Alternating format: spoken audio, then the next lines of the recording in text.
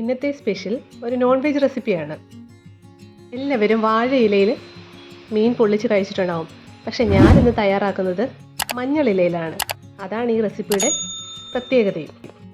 എല്ലാത്തരം മീനും നമുക്ക് ഈ രീതിയിൽ തയ്യാറാക്കിയെടുക്കാം.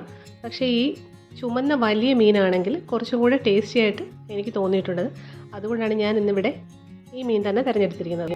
ഇത് തയ്യാറാക്കുന്നതിന് വേണ്ടി 2 വലിയ ചുമന്ന മീൻ കഴുകി വൃത്തിയാക്കിയത്, 1.5 സ്പൂൺ മുളക് പൊടി, 1 സ്പൂൺ മഞ്ഞൾപ്പൊടി, 1 സ്പൂൺ കുരുമുളക് പൊടി, 3 സവാള,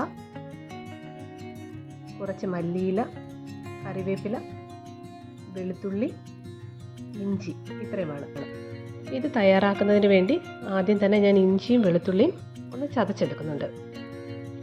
മീനിൽ പുരട്ടുന്നതിന് വേണ്ടിയിട്ട് കുറച്ച് മസാല ഞാൻ തയ്യാറാക്കിയെടുക്കുന്നുണ്ട്.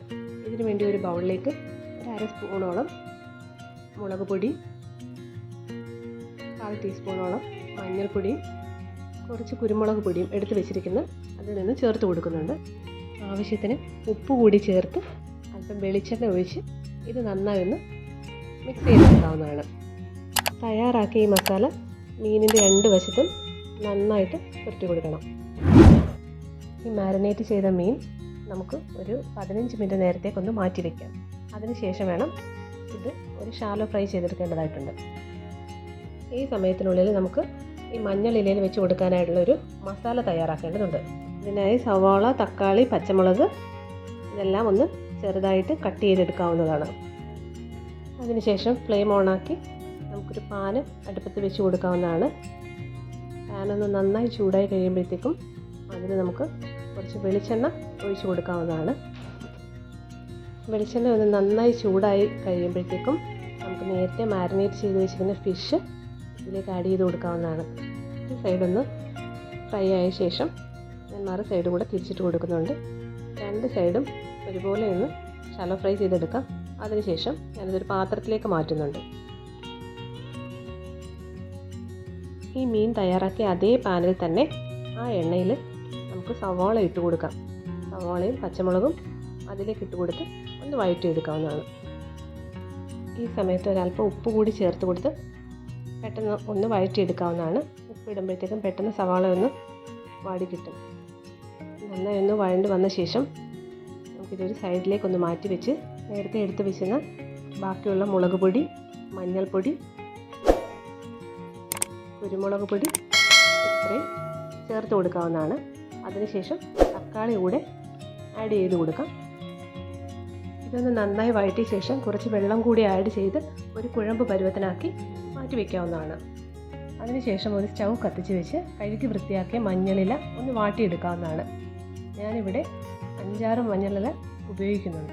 വാട്ടിയെടുത്ത മഞ്ഞളില നമുക്കൊരു പാത്രത്തിലേക്ക്, പരന്ന ഒരു പാത്രത്തിലേക്ക് മാറ്റി വെച്ച് ഈ മസാല തയ്യാറാക്കി വെച്ചത് ഒന്ന് നിരത്തി കൊടുക്കാവുന്നതാണ്. അതിനുശേഷം ഷാലോ ഫ്രൈ ചെയ്ത് വെച്ച് മീനും ഇതിൻ്റെ മുകളിലേക്ക് വെച്ച് കൊടുത്ത് ബാക്കിയുള്ള മസാല കൂടി ഇതിന് മുകളിലേക്ക് ആഡ് ചെയ്ത് കൊടുത്ത ശേഷം ഇതൊന്ന് നന്നായി പൊതിഞ്ഞെടുക്കണം. ചെറിയ ഇലകളായതുകൊണ്ട് വാഴയില പൊതിയുന്നത് പോലെ എളുപ്പത്തിൽ പൊതിഞ്ഞെടുക്കാൻ പറ്റില്ല. കുറച്ച് ക്ഷമയോടുകൂടി സാവധാനം ഇത് പൊതിഞ്ഞ് എടുക്കാവുന്നതാണ്. അതിനുശേഷം ഒരു വാഴനാര് ഉപയോഗിച്ച് കെട്ടിക്കൊടുക്കാവുന്നതാണ്. എനിക്കിവിടെ വാഴനാര് കിട്ടിയിട്ടില്ല, അതുകൊണ്ട് ഞാൻ ഓല വെച്ചിട്ടാണിത് കെട്ടിക്കൊടുക്കുന്നത്. ഇതൊന്ന് നന്നായി പൊതിഞ്ഞെടുത്ത ശേഷം നമുക്ക് ഫ്ലെയിം ഓൺ ചെയ്ത് മറ്റൊരു പാൻ അടുപ്പത്ത് വെച്ച് ഒന്ന് ചൂടായി കഴിയുമ്പോൾ ഒരല്പം എണ്ണ ഒഴിച്ച് ഒന്ന് ചുറ്റിച്ചു കൊടുക്കാവുന്നതാണ്. അതിനുശേഷം തയ്യാറാക്കി വെച്ചിരിക്കുന്ന ഈ മീൻ ഇതിലേക്ക് വെച്ച് കൊടുക്കാവുന്നതാണ്. ചെറിയ തീയിലിട്ട് സാവധാനം വേവിച്ചെടുക്കാവുന്നതാണ്. ഇടയ്ക്കിടയ്ക്ക് തിരിച്ച് മറിച്ച് വിട്ട് കൊടുക്കാൻ ബുദ്ധിമുട്ടായതുകൊണ്ട് ഒരു സൈഡ് അത്യാവശ്യം വേവായ ശേഷം മാത്രം തിരിച്ചിട്ട് കൊടുക്കുക. ഇപ്പോൾ ഫിഷ് റോസ്റ്റ് തയ്യാറായി കഴിഞ്ഞിരിക്കുന്നു. ഞാനിതൊരു മഞ്ഞളിലയിലേക്ക് തന്നെ മാറ്റി കൊടുക്കുന്നുണ്ട്. ഞാനൊന്ന് തുറന്ന് കാണിക്കാം. ഇത് ചോറിൻ്റെ കൂടെയും കപ്പയുടെ കൂടെയും ഒക്കെ കഴിക്കാൻ വളരെ ടേസ്റ്റിയാണ്. ഇതിൻ്റെ മസാല മാത്രം മതി ചോറ് കഴിക്കുന്നതിനും. തീർച്ചയായിട്ടും എല്ലാവരും ഒന്ന് തയ്യാറാക്കി നോക്കണം. വളരെയധികം ടേസ്റ്റിയാണ്. മഞ്ഞളിലേക്ക് എല്ലാവരുടെ പറമ്പിലും ധാരാളമായുള്ളൊരു ഇല കൂടിയാണ്. അപ്പോൾ എല്ലാവരും തയ്യാറാക്കി നോക്കുമെന്ന് വിചാരിക്കുന്നു. ഞാൻ ഇന്നിത് കഴിക്കുന്നത് കപ്പയുടെ കൂടെയാണ്. എല്ലാവരും ഇത് തീർച്ചയായും തയ്യാറാക്കി നോക്കണം. തനി നാടൻ വിഭവമായതുകൊണ്ട് തന്നെ എല്ലാ മലയാളികൾക്കും തീർച്ചയായും ഇത് ഇഷ്ടപ്പെടുമെന്ന് വിശ്വസിക്കുന്നു. മറ്റൊരു നല്ല റെസിപ്പിയുമായി വീണ്ടും കാണാം. Thank you.